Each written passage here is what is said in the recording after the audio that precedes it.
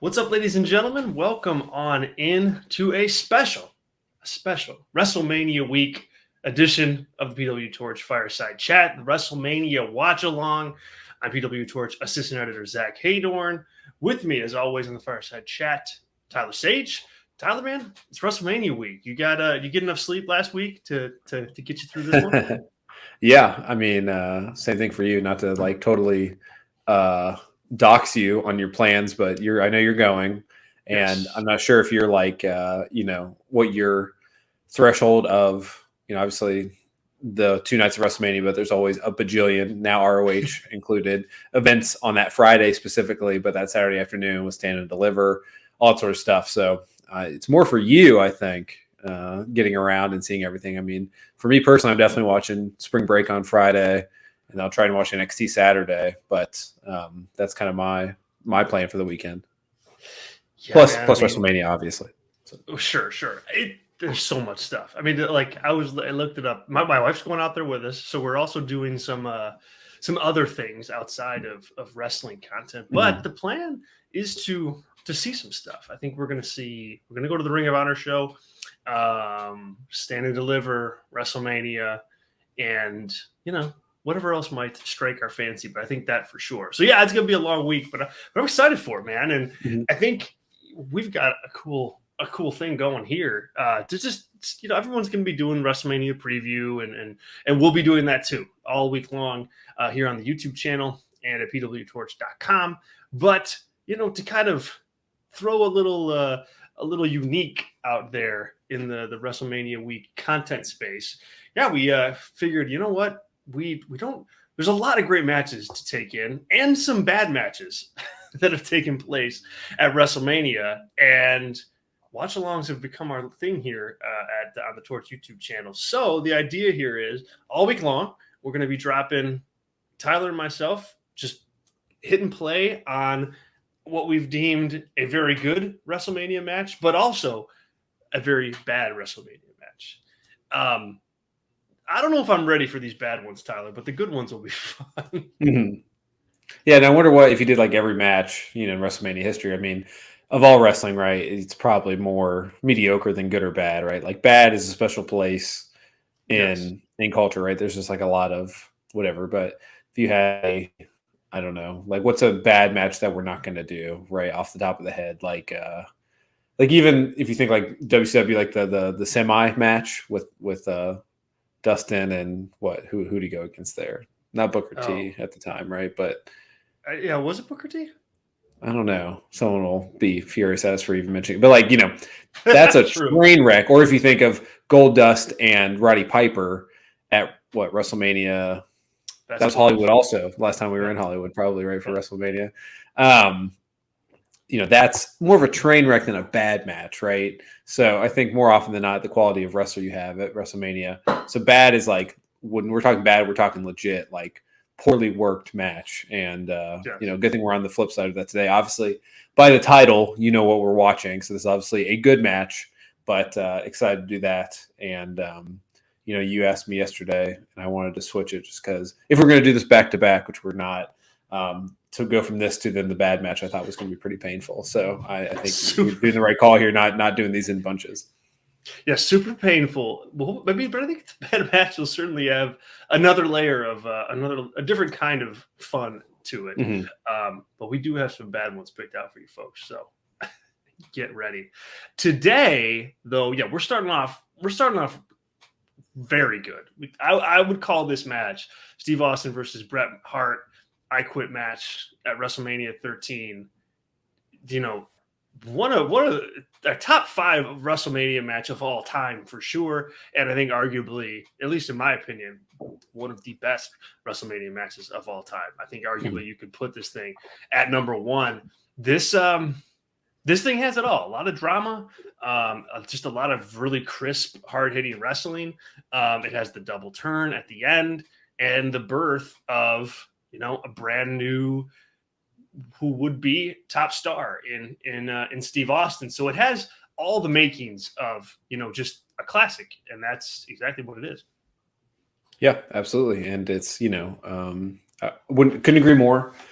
You're the one that has written the book on Steve Austin, so I'll kind of leave that for you your territory. But this is a match that, for people certainly of our age and people that are older than us, and I'm curious if we had a 20-year-old hardcore wrestling fan on this and what this match means to them. But I think this kind of match really defines what that WWE style at its peak excellence is, of that melodrama, and I say that in a positive way, with a storyline and with characters, and being able to switch it on a dime, and also just the work rate, right? Like, this is not Kenny Omega and Vikingo that we saw last week, but I think they are peers in the level of like edge of your seat every time you watch it, and for different reasons. But I think this is just peak like North American WWE style wrestling is what we're about to watch.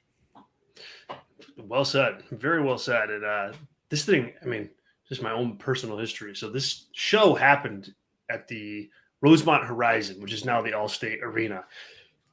25 minutes maybe from where I grew up. I begged mom and dad to go to this show. I mean, I tried every trick in the book, homework checks, chores, everything.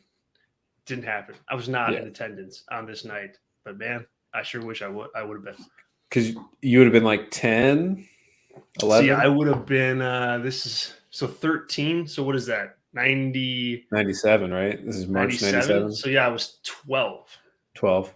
Yeah. And tickets are probably like $48 for like lower bowl. Lower bowl. See, it's probably $40 is unimaginable pricing. Yeah.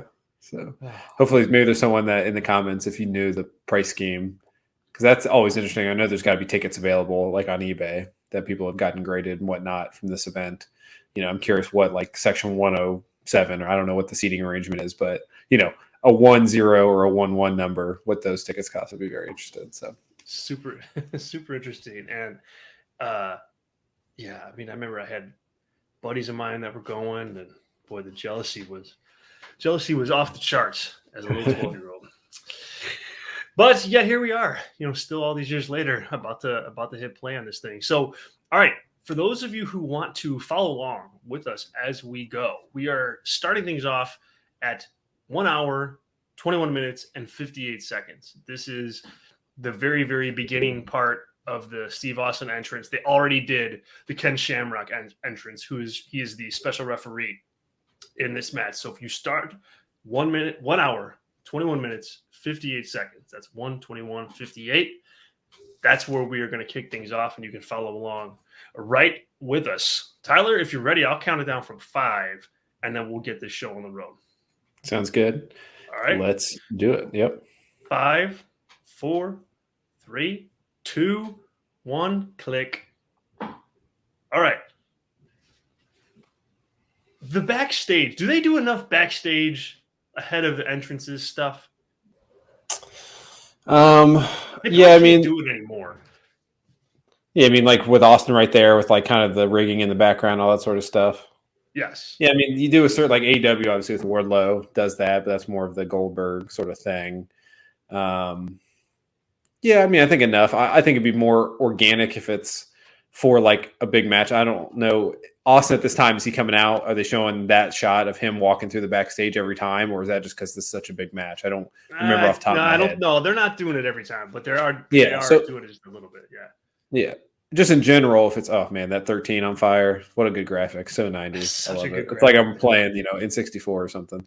But yeah, I mean, if it's like for special occasions and not someone's like, hey, this is the Charlotte Flair camera angle, and only Charlotte gets it. That stuff like is that overproduced nature. It just doesn't work for me in any company. So if it's backstage, it feels organic for the moment. I like that, but not for every time, like a Wardlow, for example.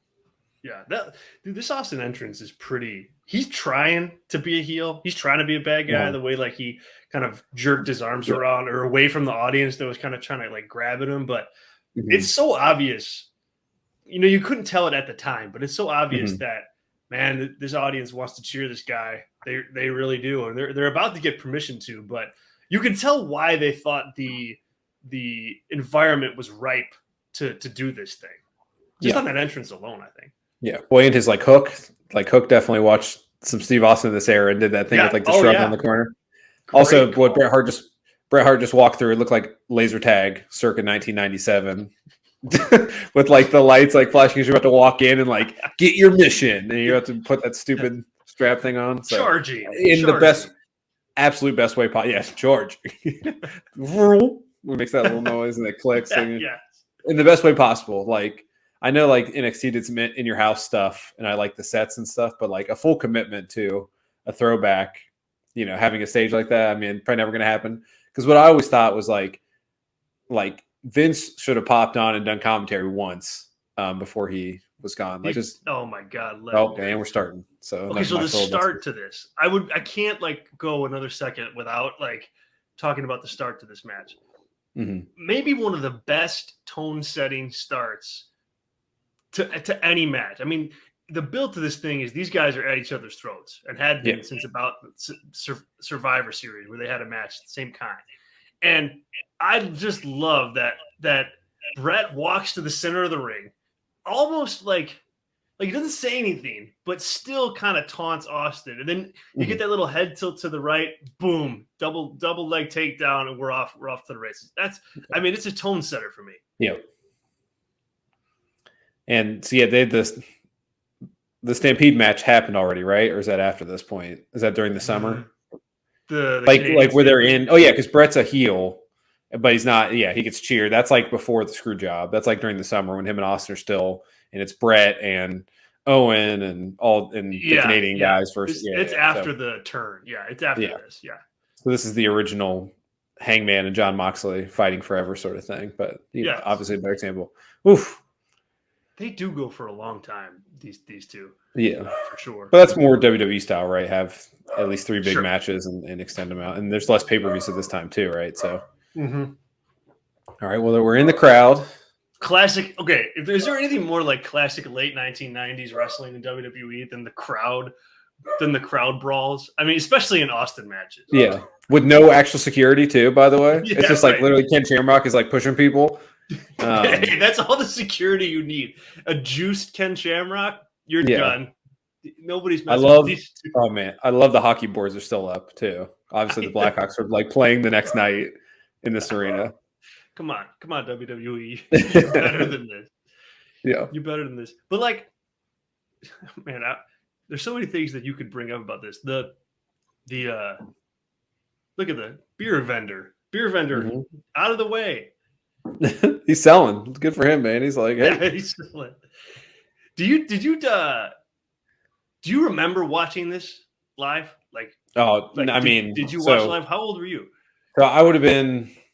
So my birthday's in mid-April, so I would have been just about 7. So I think I got a couple pay-per-views bought when I was a kid, but definitely not all of them. So I can't remember which ones, but definitely not this one. It was 99, 2000 was when my parents were shelling out money for pay-per-views for me. So when did you see this for the first time? Oh, the first time? This is I had my little delay as a wrestling fan from, high school to about 21, 22. So I probably saw this in 2011, 2012 for the first time.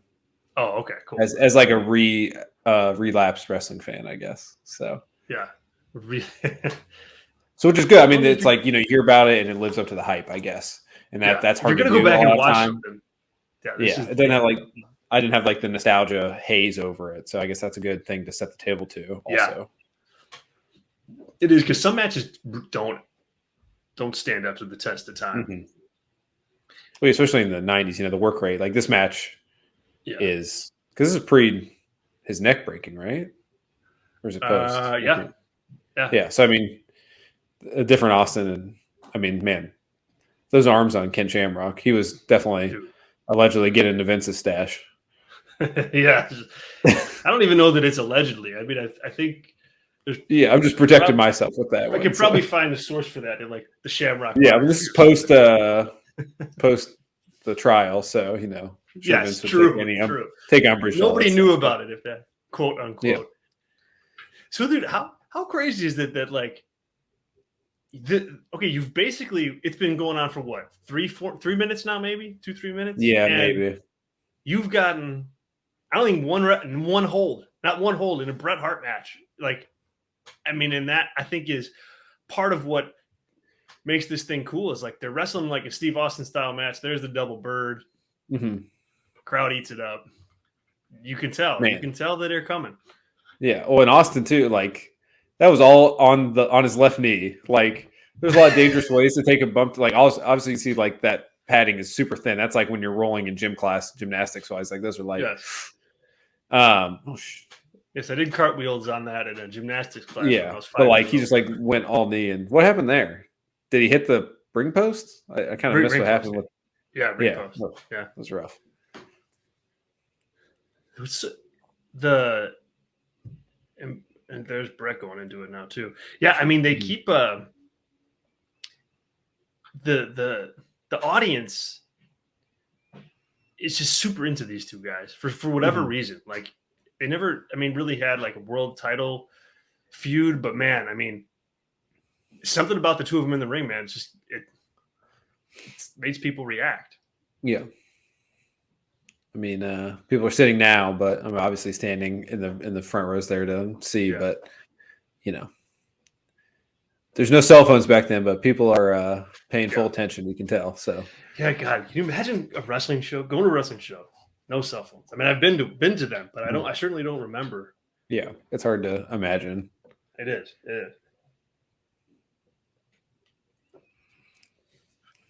Yeah, Austin just now he's in full on cell mode, man. Yeah, like kind of babyface ish in the way he's selling. Well, yeah, and you know, at this point in the match too, if we're doing like a normal structure, this is like where the heel takes control and like starts working the babyface, and like Hart initiate everything on the outside, so he kind of deserved everything. So it is interesting, like, you know, what's like I guess the official scuttlebutt's hard because you know Bret's one of the greatest workers of all time, but he's one of the least trustworthy sources of anything all time too at the same time, right? So Bret. So it certainly seems like this was a planned double turn, but I don't think it is, obviously. So, but like just the way the matches worked and all that stuff. But I mean, like, so you know, he says it was. So I mean, yeah, like, you know, it's certainly working it that way, especially in hindsight. So, yeah. But in hindsight, right? And the things we're going, and I wonder too, like, you know, a WrestleMania crowd versus like the Monday Night Raw crowd on, you know, 6 days before, like how different is it? The same type of crowd, like where they're all kind of into the same stuff, or is it like today where you can get like a family and people kind of seeing wrestling, seeing WWE because it's in town, and then you have the hardcore people at the pay-per-views? Like definitely a different dynamic, right? Where it's probably similar audiences on different on the shows versus today. That's a great question. I mean, I would imagine that it's a little bit different, you know, but also at the same time, early stunner. There's just not that, like, I don't know that there's like WrestleMania is such a thing now, and not that it wasn't back then, but it's way different today. So I wonder if like you're getting more of the same fans back then than you are maybe today. But I'm sure it's not that much. Yeah, I'm just looking at the crowd, like, too. It's definitely in-town people, right? Who knows if very many people travel out of town. Like, I see a Blackhawks jersey. I saw, like, looked like a Illinois shirt somewhere. But, yeah, so, you know, it's whatever. But that stunner, interesting. Like, on the stunner thing, do you like him, like, that dead fish approach to selling it? Or do you like the more flopping around like you just got shot out of a, you know, F-15? I'm taking. I think I know your answer. Shane McMahon all day. Yeah, on the cell. Yeah. How about you? It depends who it is. If it's on purpose, I like that Bret Hart like actually surprised and like actually probably would have got pinned if this was a pinning match, as opposed to like Vince who tries to sell it but can't sell it, right? Like, oh man, yes. So I kind of like that Bret dead fish approach there because it was like actually surprising and it stunned him, but like literally in a fight, like if you get dropped for like 3 seconds before you can come to, you know. So, but typically I like the oversell for that because it's also kind of dumb move. And I think too, like the oversell is good when it's like going to be definitive. Like if someone's going to get beat by the stunner, okay, give me the Shane McMahon one, just for like the showbiz Mm-hmm. nature of it, you know, Mm-hmm. like, okay, this thing's over. That was a huge move. But you're right, though. Like, that was the different kind. And Bret didn't sell it like all that much if you look back. I feel like if Austin watched that back today, he'd be like, dude, you know, basically no selling my finisher there, bro. Well, he definitely thought it was a dumb move, like personally, I would say. Until all those checks started coming in. Yeah, for sure. But like from the art of wrestling approach, he probably was like, yeah, that's all right. So we got broken ankle. Yep. It's coming. So like this is all heel stuff right here, right? Oh, yeah. I mean, like, and now reaction, crowd pop. I mean, actually hit him in the back, which is good. I thought that was going to be just a straight on the head, like normal in the 90s shot. I watched somebody, I think it was a recent clip that, like, I don't know, 90s wrestling or somebody posted on Twitter, and it's like the Austin pop when he comes out during the Mankind Rock match, you know, like that legendary, like, huge pop. And he tattoos the Rock with the chair straight to the forehead, man. Like, swung by Austin's got to be what, 250 here, 240, like, and it's a full on. I mean, I was just like, oh my god, they used to do this. They used to do this. And are you listening to commentary in your? Yes. Okay, yeah. Jerry Lawler's the heel commentator at this time, I would imagine, right? And so he's eating up that chair shot, especially. He's like, ha! You know, doing that classic Jerry. So classic. So just for note for the audience, if you're watching this on mute and then listening to us. So also, Austin is ripped. Just want to make sure I get that in there. That dude was like awesome shape. But go ahead. Oh yeah, yes. No, can't disagree there. No, I'm just like watching it back and it's like, yeah, dude, the crowd. This is not like, oh, he turns at the end type thing. He does, but like it's all throughout too. That the momentum starts coming along. I mean, that chair shot to the back that Lawler popped for big time as the heel commentator. Like the crowd also popped huge for as like the biggest move pop I've heard so far, and that's why they're showing the picture of the kid they just showed. So it's like, you know, that's the only person that is cheering for Bret Hart. They probably just are scared that two men are fighting like this in the ring, honestly, because that kid looked about my age at the time, so didn't know what was going on. So look at this. Look at Austin with a calculated submission. That's something you didn't see post. Didn't see much of this post the injury. Yeah, which will happen a few months from now, actually.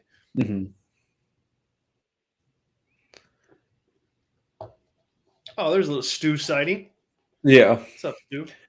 You can see why he didn't really do that, though. He kind of just broke that submission attempt for no reason. So this isn't working for this hurts. Yeah. Bret's brother. That's actually I don't know that. Well, like, it's crazy. I think the story that Austin tells about this is like he found out about the submission or I quit stipulation like on TV or something like that, and he was kind of he's like, I don't have a submission. Perturbed by it because he's like, I don't have a submission hold. Yeah, they're now going to lose now because I don't have one. Yeah. But man, I mean, it worked out. Which this is like also like, if I'm a promoter, like this is the first match I show anyone that wants to complain about like losing any match on a big stage. Like it does not matter at all who won this match. Like at the end of they both won, but Austin won more in losing. And if you do it right, that's all that matters. So. Yep. So maybe like half the AEW locker room could watch this and be okay with that. Yeah, Jerry. See, like, okay, like when you watch the match and you watch like how the match is constructed, it's like you have to like take into account that the match is being wrestled like it's Hart is the heel and Austin is babyface, but the commentary doesn't line up with that.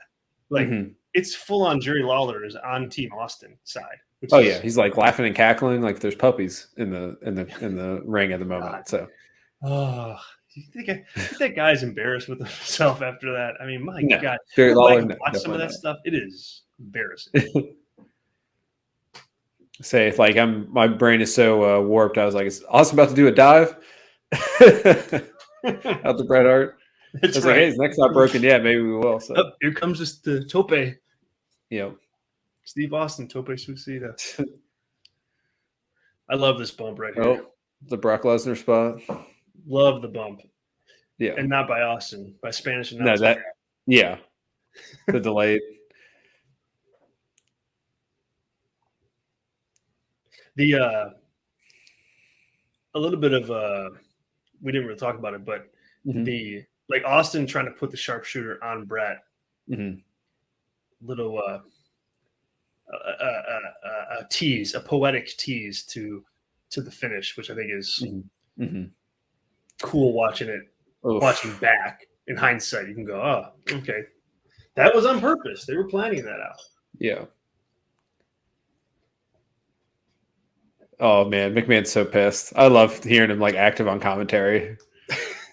He's like, this match could certainly be over, or whatever he just said, but like, you just tell he's like,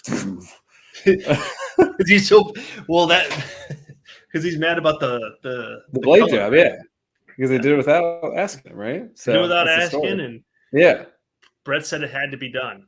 Oh, can you imagine the finish without that though? Without that, the WWE has made a lot of money off that Steve Austin shot.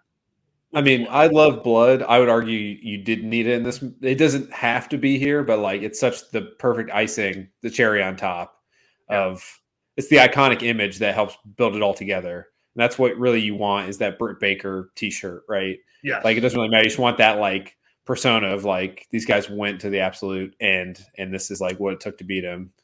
And he's got such thin blood too. It's like he almost took like some aspirin beforehand and thinned his blood out to like drip like that too. Likely.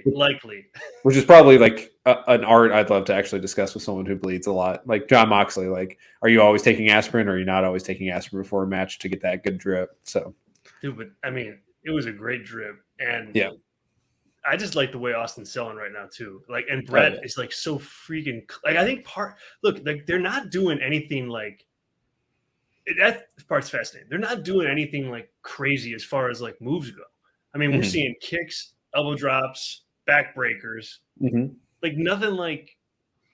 Yeah, that was a middle rope elbow drop. But like it's all like precise, like striking, and the moves are crisp. But I think that just for me anyway, that resonates just a lot with in terms of like making this match seem so dramatic.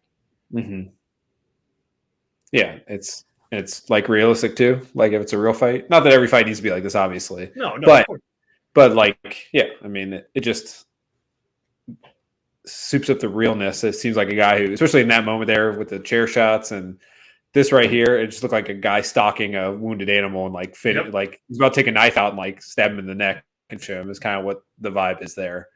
And obviously working heel without being heel yet. But when they have that, like the moment with those chair shots that we just saw that like Austin's like looking back at Brett, like it's almost like he's like begging him to like stop. He's not, but like that's like the body language is like saying that. And Brett's just like ruthlessly like piling it on. And he also like, man, nobody punches like Bret Hart anymore. No. Also, like Brett's like he's acted like he's been winded. Obviously, Bret has like one of the best cardio games at the time, but like he kind of has like that like. Up to this point, obviously, he's in pain because he's got hit with a low blow. But like that kind of like, not stone cold, but like he's like a hit. I mean, all the monikers are coming in now with these guys, but like he's got that cold demeanor of like, I don't care about you at all. I'm just here to destroy you. And like, I'm not going to think about you as soon as this match is over. Like of that heel Bret Hart that is even didn't get developed enough with the, I mean, his career's over. I mean, how many matches does Bret have after this match that are like? Oh man, I mean, not for WWE, not many. I mean even WCW, right? He's injured pretty soon into WCW run. Yeah, I mean, it's probably more than you think, but like of significance, it's not that many. Yeah, I mean, this is a guy who, especially today, I mean, without getting injured, he could have been wrestling into the mid 2000s, no problem. I think, and having consequential matches. So. Dude, Austin, the blood, man, and when the flow stops, it's like sticking to his face. Yeah. When Brett's definitely like reopening it too as he goes. Yes. Yep. And because he's, I mean, I haven't seen this match for I don't know, like 2-3 years, but obviously Austin's bleeding much more than even this right here at the end. Yeah. So Bret's certainly helping him out to reopen that wound.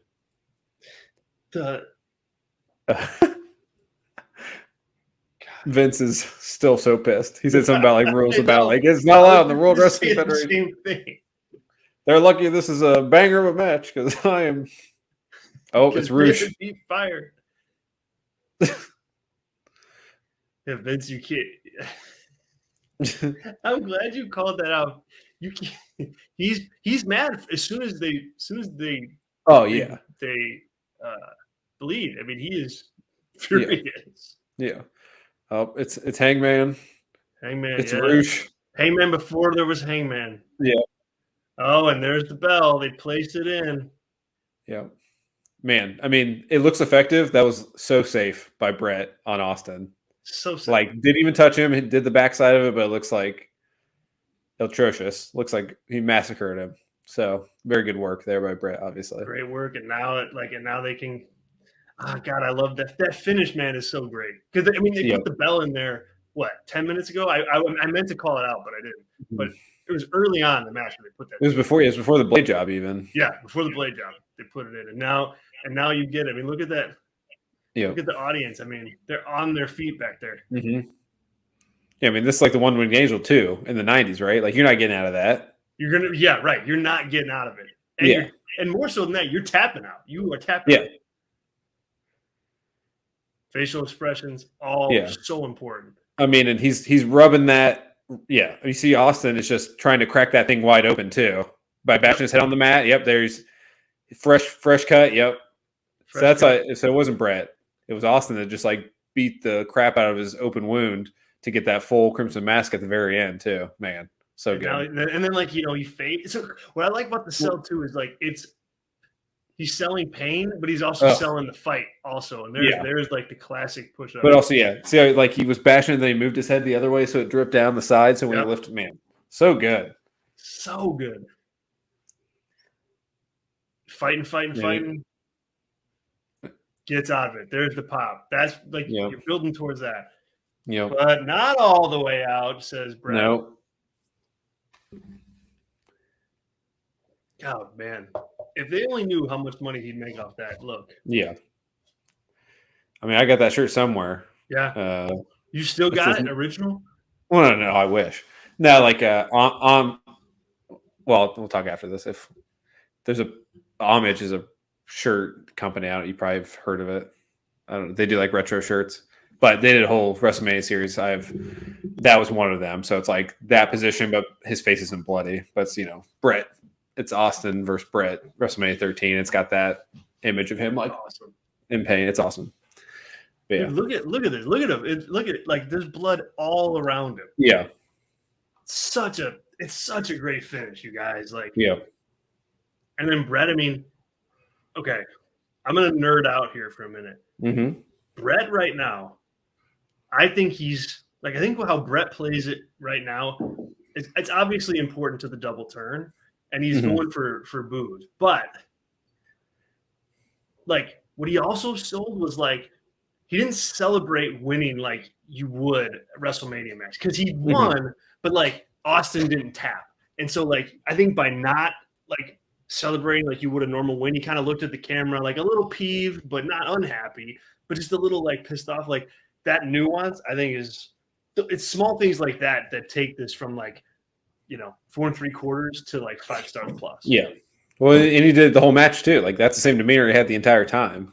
Yeah, like just like I'm here to do a mission, and he's not even happy with the mission that he completed, but not in the way he wanted to, right? Not in the way he wanted to, right? Yeah, exactly. Now he's gonna be like, you're gonna say you quit, you son of a bitch.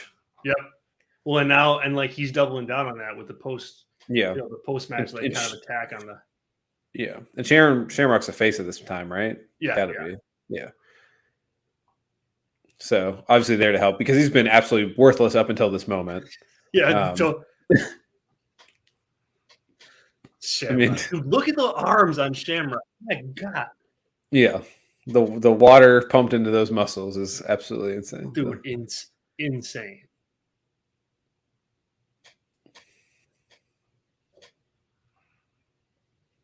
Yeah, Now Brett's and gonna go. JR Yeah. being like, Brett, don't do it. Don't, Brett. Yep. Yeah, I mean, And good. Brett. I mean, that's I also like that a heel always runs away from a fight. And like that is so underutilized as like a turn to like just like be like, no, F everybody, and then flip off people in the crowd, as opposed to like doing some big traumatic, like, he did beat down Austin at the end there, but like it wasn't like, AEW's been bad about this recently, but the post match beat down after you win a match to like really solidify. Like it's still pretty much it's a soap opera, even this right here, but it's not like, okay, I get it. Like you don't have to beat me over the head with like the outcast beaten down. And here's Austin just Yeah, killing a Hebner. I forgot about that. Yeah, that doesn't actually. I probably like as a note, if you could go back in time, I probably would not have that moment happen. But maybe thought it was Brett, right? That's the way you could explain that. Yeah, you could. Yeah, you could like comment on that. But like, I mean, less is more here across in the whole way. Like Brett, the way, just like you said, the way he leaves, he flips off a couple fans, and now Austin gets to walk out on his own power. Yeah. Well, and showing Austin do this, like you don't even see this today, right? We'd be right into, all right, we've got Asuka taking on Bianca Belair. Here's the 15-minute. Hey, I know you don't watch Raw, so here's the 15-minute recap of that happening. Yeah. So yeah, just showing him and showing the cheers and the dichotomy of the two guys walking out to solidify what you've seen. Yeah, I mean, look at like how long they're staying on it. They did Brett's and his. I mean, it's a good 2 minutes at least. Mm-hmm. Do you know what they did the next night, or was that not as much a thing anymore? Like these guys were both off. I'd be curious. I don't know. That's actually a good question. I'll look that up and put it on. Yeah. This era, it's kind of like 2-3 weeks after this where they actually show impactful things. Like they didn't always like lead up the next night on what was going on. So yeah, I didn't know. It wasn't like, I mean, the Raw after WrestleMania certainly like wasn't what it is today. But my guess is they would do something. Like I'll have to go back and check. But yeah, what a great match that is. I mean, that's just, they probably did. I mean, seriously, they probably did what? Maybe 10 like wrestling moves in the match. Yeah, I mean, they brawled for 5. Then there was stuff at ringside, and in the ring it was really. And Austin didn't really have any offense in the ring. I don't think so. Yeah, I mean, he had like what the thing off the top rope, and then, I mean, he tried the submission. I mean, it's just not flashy, but God dang, it didn't need to be. I mean, it really just didn't need to be. Yeah, and So JR being super pristine announcer right now, because Lawler kind of, I don't know if you heard that at the end there. You were talking, so I was trying to do both listening. But like Lawler was like still like complaining about Bret Hart winning and like how Stone Cold didn't lose. And then JR's like totally cut him off and was like, yeah. And then did like, hey, Stone Cold's a face thing. Very interesting if you go back and listen to that. Interesting, yeah. And now we got the Nation. Hard thing to follow up, but dude, yeah, I mean, Nations is going backstage, going, God dang it, yeah. And so was the main event, which I think for this WrestleMania was what, Undertaker against Sid Vicious or Psycho Sid? Yeah, I think so. Oof, that's tough. I think it is. Yeah. Yep, Psycho Sid and Undertaker with purple gloves. Yeah, it's rough. That was the main event. That is a rough go. That's a rough go. I mean. Yeah, man. I mean, like, we obviously know what will happen from here. Austin he's on the run of a lifetime from this point on. Really, it was from, the Austin 316, which happened, less than what? Yeah. King of the Ring 96, right? King of the Ring 96, so the year before. But this match, I mean, it, because of everything that would happen with Steve Austin, if you want to, like, really dramatize this match, I mean, it kickstarted a whole bunch of stuff in WWE, and really like the Austin era, of course, but also like the Bret heel thing, and I even think like stuff that would lead to Montreal, like less than a year later.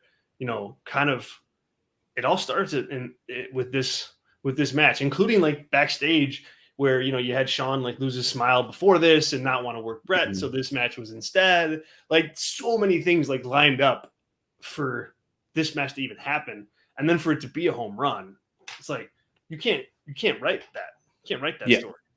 Yeah, I mean, and you know, I think people think like as soon as Stone Cold did the 316, you're in the Attitude Era. Not like we're not even in that era right now. I mean, we're just barely fringing on it, and this is still we're in the heart of the 83 weeks of Nitro being number one, right? Like this is WWE being the second company, and they produced one of the best matches they've ever produced, and probably the best WrestleMania match. Without this sort of stakes of a world title, right? I mean, if that's for a world title, I think that works better in this situation. But, you know, you can't control everything because Bret would be the world champion here soon and all that sort of stuff. So, but yeah, it's a big lemonade moment, I would say, from what this match was originally going to be. So, yeah, absolutely. Pretty good. So, yeah, guys, love to hear your thoughts on it. So drop a line in the comments. Favorite part of the match, what you like, what you didn't like. Do you not like the match altogether? People rant and rave about it for no reason. All opinions are welcome. Be ready for some pushback though if you've got that latter opinion. Drop it in the comments. We would appreciate that. Tyler, I gotta ask, will we haven't finalized our full slate of WrestleMania week watch along matches, but where are you putting Sami Zayn versus Johnny Knoxville on that list of good matches that we should or shouldn't watch? Yeah, I mean it's high up there. I mean, I'm validated. Thank you to Video Media and YouTube saying that, you know, what the day after or the Thursday after, saying that was one of my favorite WrestleMania matches of all time. Just a couple of days later, and you've now come around. I think you were very dubious at the beginning, but you liked it pretty dubious initially. For sure. Yeah. But yeah, it's up there. I mean, it's certainly, in my opinion, the best match of last year's WrestleMania season off the top of my head. Yeah, I'm definitely not Brock and Roman 75 time, the 75th time. But yeah, I mean, if you look at that, it's probably, man, from an entertainment and enjoyment level, it's top 10 all time WrestleMania match. But, you know, I could be swayed a little lower from the importance of it. Obviously, a lot of people work hard, but you know, it's something that I think will become even higher on those rankings as we get farther and farther away from it, and will be remembered. And just being remembered as a WrestleMania match is really the key. And I think it's the most memorable match, you know, since, you know, the pandemic era to now of WrestleMania matches for sure. And you're not getting the big Usos, Kevin Owens, Zayn tag match with as much fanfare as it's going to get this weekend without that match last year. I hold that's what made it. That opinion. Yeah, I mean, that's been reported a lot this week. That's kind of, you know, what made Sammy, that whole process, the run up, the making it work, made him, you know, even in Vince's eyes, to be put in this sort of position. So yeah, the story probably would have happened even if Vince was still in control creatively. So, and that's saying something. That really is saying yeah. something. All right. Well, very good. We will be back soon here on the channel with not a good match, but a bad one, a very bad one. And we'll reveal that at a later date. But thank you to everybody who joined us. We appreciate it. Again, we'd love to hear your thoughts in the comments section. Drop them in there. Tyler, appreciate it, man. We'll catch you later. Sounds good. Talk to you guys soon.